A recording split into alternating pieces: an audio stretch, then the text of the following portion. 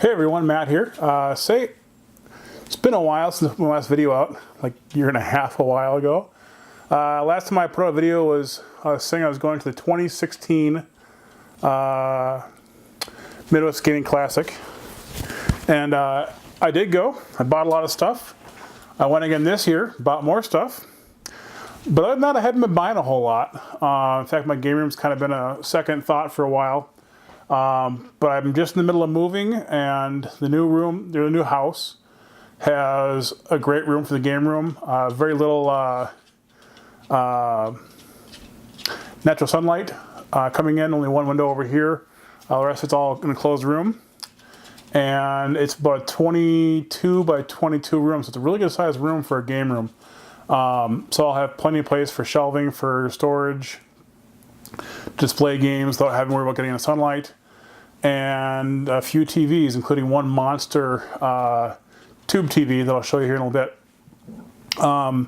The game room is a work in progress. I hope to have it done pretty soon though, but I'm still a matter of getting things sorted out. I have some engineering I have to do to get my big black game shelving put in right, because I have some baseboard that's causing it to be away from the wall. So that and a few other things I have to get around, and then it'll be good to get it done round one, because I'll always be changing it. I want to display all my systems, but I don't think I want to have everything wired. One reason being is if we ever get, power surge, why have it plugged in if you're not playing it right then, right? So my plan is I have everything where I can pull it off a shelf, put it on a little table, and I have a bag or a little box or a bin in a cupboard with that system's controllers, AV cables, and power cord.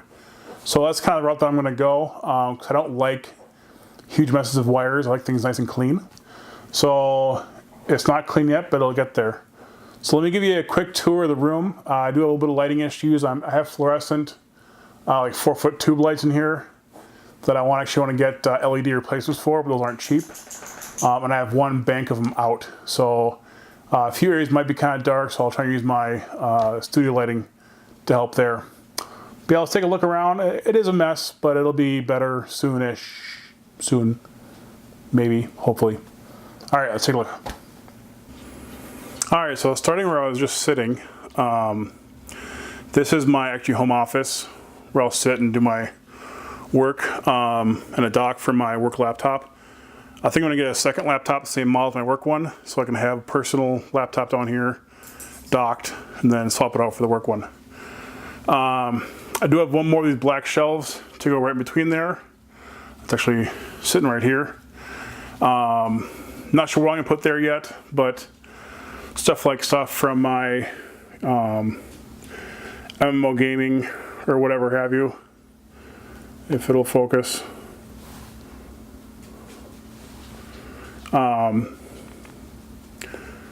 And then up on the wall back there, I have those prints from, I think, the Chronicles series from Dragonlance. I have all three of those signed by Larry Elmore. Those all three go right there pretty good. If I pan over this way, I have what will be my game shelf. And in that armoire, I'll have a lot of the little boxes that will have each individual system's controllers, cables, and that kind of stuff. So still getting all that figured out yet still. All right, and so if the home office is there, this is all it is, boxes and puppies. Yeah, my game room dogs. Some people have shop dogs, I have game room dogs.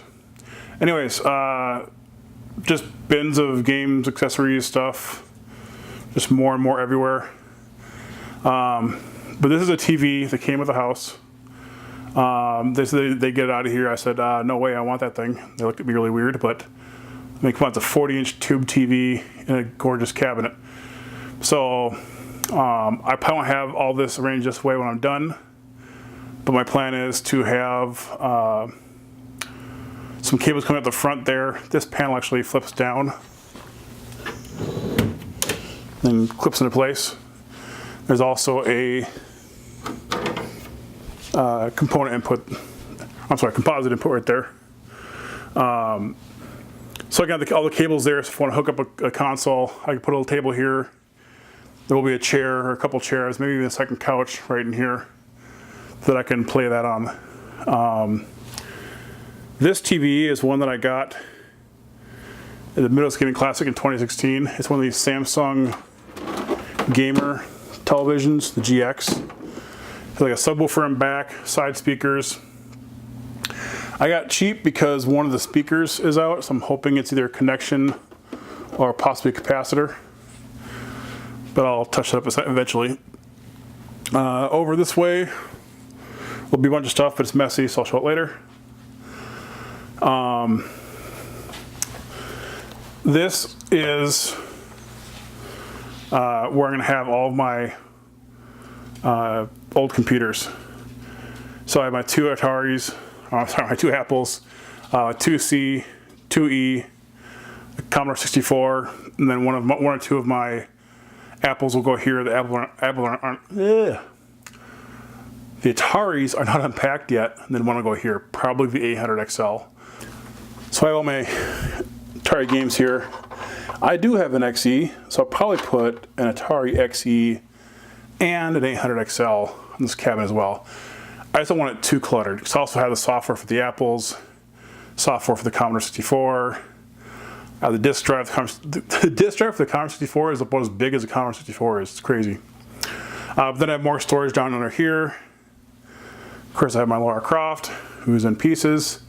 I'll get her finished put together.